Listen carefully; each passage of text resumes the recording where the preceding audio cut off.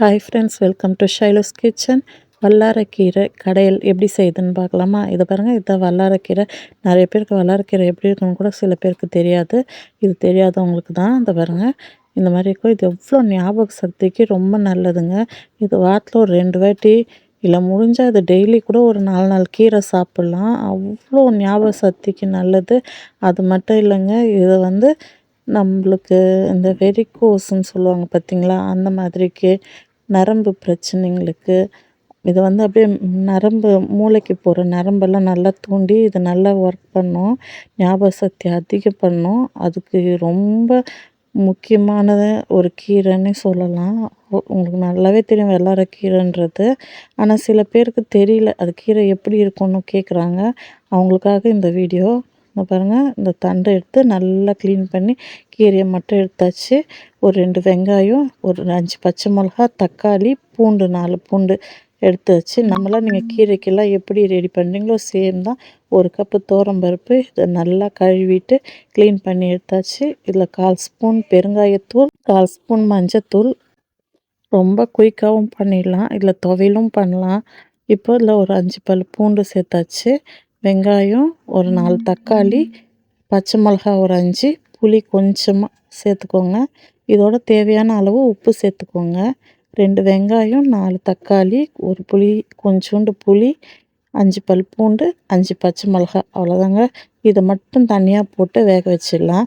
ஆக்சுவலாக அப்போல்லாம் எப்படின்னா கீரையை மூடி போட்டு செய்யக்கூடாதுன்னு சொல்லுவாங்க. ஆனால் நம்ம வேலைக்கு போகிறதுனால எல்லாமே குக்கரில் போட்டு நம்ம இதை வேக வச்சுருவோம். பட் இப்போ நம்ம இந்த வெள்ளரிக்கீரையை இதோட சக்தி முழுமையாக நம்மளுக்கு கிடைக்கணுன்றதுக்காக இதை தனியாக ஒரு கடாயில் லேசாக மூடி போடாமல் நம்ம இதை வதக்கிக்கலாம் கீரையை. இது தாளிக்கிறதுக்காக எண்ணெய் அதிகமாக இருக்குன்னு நினைக்காதீங்க, கொஞ்சம் தான். சின்ன கடாய் அது, பார்க்க வீடியோவுக்கு அப்படி தெரியுது. இப்போ கடுகு ஒரு 2 ஸ்பூன் போட்டாச்சு. ஒரு 4 காஞ்ச மிளகா கிள்ளி போட்டாச்சு. இது கூட ஒரு வெங்காயம் போட்டுடலாம். இதை எல்லாத்தையும் நல்லா வதக்கிக்கலாம். நம்ம திருப்பி தனியாக தாளித்து போட தேவையில்ல, இதை முன்னாடியே நம்ம இதில் தாளிச்சிடலாம். இதை நல்லா வதக்கிட்டு வெங்காயம் நல்லா வதங்கினதுக்கப்புறம் இதில் கீரை நம்ம கிள்ளி வச்சுருக்க இந்த வல்லாரக்கீரை ஞாபக சக்திக்கு, நரம்பு பிரச்சனைக்கு, நம்மள ஃபைபரு ரொம்ப எல்லா சக்தியுமே தூண்டுறது இது. இப்போ எல்லாத்தையுமே இதில் போட்டு நல்லா வதக்கிக்கலாம். ரொம்ப குயிக்காக அது வெந்துருங்க. கொஞ்சம் இது எப்படி சொல்கிறது, பருப்பு கீரை மாதிரி கொஞ்சம் திக்காக ஒரு மாதிரி வழவழன்னு தான் இருக்கும் இது. இதை அப்படியே கொஞ்சம் நல்லா வேக விட்டுருங்க. நல்லா கலரி விட கொஞ்சம் கொஞ்சமாக அது வதங்கிடும். பாருங்கள், வதங்கினா கொஞ்சமாகிடும். அந்தளவுக்கு நல்லா வதக்கிக்கலாம். பாருங்கள், இந்தளவுக்கு நல்லா வதங்கிடணும். அவ்வளோ இது அவ்வளோ சத்து. இது லேசாக துவர்ப்பு இருக்கும், கசப்பு இருக்காது, லைட்டாக துவர்ப்பு இருக்கும்.